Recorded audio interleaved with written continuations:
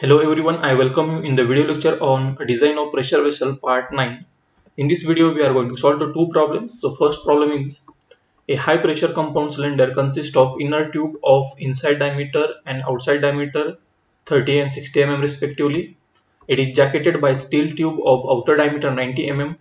The tubes are assembled by shrinkage process in such a way that maximum tensile stress in any tube is limited to 80 Newton per mm square. Calculate the shrinkage pressure and original dimensions of the tube. Assume E is equal to 207 kN per mm square. So first of all write down the given data. So it is the compound cylinder problem. So first of all write down a compound cylinder. Then we know that in the compound cylinder there are two cylinders. Inner one is called as the pressure vessel or cylinder that we want to pre-stress, and the outer is known as jacket. So the inner tube dimensions are given. So first of all, we'll write down the inner tube dimensions. Its inside diameter is 30 mm. So inside diameter of inner tube is denoted by D1. So D1 is 30 mm. Then outer diameter is denoted by D2. So D2 is 60 mm. It is jacketed by, that is jacket is provided around the inner tube. Its outer diameter is 90 mm. So first of all, we have to write down jacket dimensions. And outer diameter of jacket is nothing but the D3. It is 90 mm. Then the tubes are assembled by shrinkage process such a way that the maximum tensile stress is 80 Newton per mm square. This maximum tensile stress is nothing but the allowable tensile stress. So maximum tensile stress sigma T is the allowable tensile stress or allowable tensile stress, and its value is 80 Newton per mm square. Then Young's modulus is given E is equal to 207 kilonewton per mm square multiplied by 10 raised to 3 to convert it into Newton per mm square. And we have to find out two parameters. First is the shrinkage pressure, which is indicated denoted by capital P, and original dimensions of the tube. Remember here original dimensions of the tube indicates that the inner diameter of the jacket before pre-stressing, that we have to find out, that is D2 dash. So original dimension of the tube, that is inner diameter of jacket, is denoted by D2 dash, that we have to find out. So first of all write down the solution. First, shrinkage pressure P. So we know that the shrinkage pressure P can be calculated from the following equation, that is the equation of tensile stress. So the tensile stress for the jacket is given by equation. Now this is the equation of tensile stress, where this shrinkage pressure P can be considered as inside pressure for jacket. Remember, this shrinkage pressure P can be taken as inside pressure for jacket.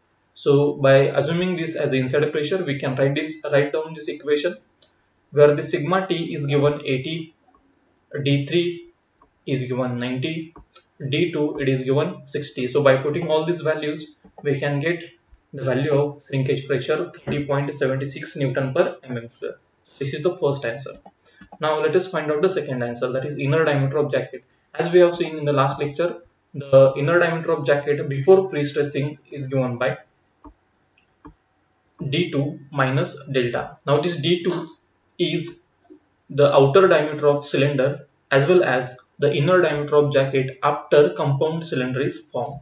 So this D2 is given minus delta. It is the deformation of jacket after compound cylinder is formed. So this delta we have to find out. So now the deformation of jacket delta can be calculated using equation. Delta is given by this equation that we have seen in the last lecture. Now P is the shrinkage pressure we have already got in the first part. D2E, D3, D1, all these dimensions are known. So by putting all these values, we can get the answer of deformation of jacket. Now put this value of deformation of jacket in equation number 1. So 60 is the value of D2, D2 is 60, and this delta. So here we'll get the answer of inside diameter of jacket before pre-stressing as 59.962 mm. So this is the answer and final answer of this problem. Now second numerical, A high pressure compound cylinder consists of inner steel cylinder with inside diameter and outside diameter as 100 mm and 150 mm respectively. It is reinforced by shrinkage a steel cylinder of outer diameter 200 mm. So up to this the dimensions are similar as compared to first problem. So D1, D2 and D3 is given, which was also given in the first problem. Now the difference between outer diameter of inner cylinder and inner diameter of outer cylinder is 0.15. So this is nothing but delta. So by this amount, the inner diameter of jacket will subject to deformation. So this is nothing but delta. If the modulus of elasticity of the steel is 2.07 into 10 raised to 5 Newton per mm square, calculate the shrinkage pressure, and second, maximum hoop stress induced in any of the cylinders. Remember that shrinkage pressure is very easy. We have seen in the last lecture how to find out. Here we have to use the different equation to find out shrinkage pressure. But this maximum hoop stress induced in any of the cylinder, this parameter is very important. So remember that hoop stress is nothing but the tangential stress. And we have seen the equation of hoop stress or tangential stress for the thick cylinder subjected to inside pressure. But as in this problem, the inside pressure is not given. So out of the two cylinders, that is inner cylinder and outer cylinder, for inner cylinder we cannot find out the hoop stress because inside pressure is not given. Now only remains the outer cylinder, that is jacket.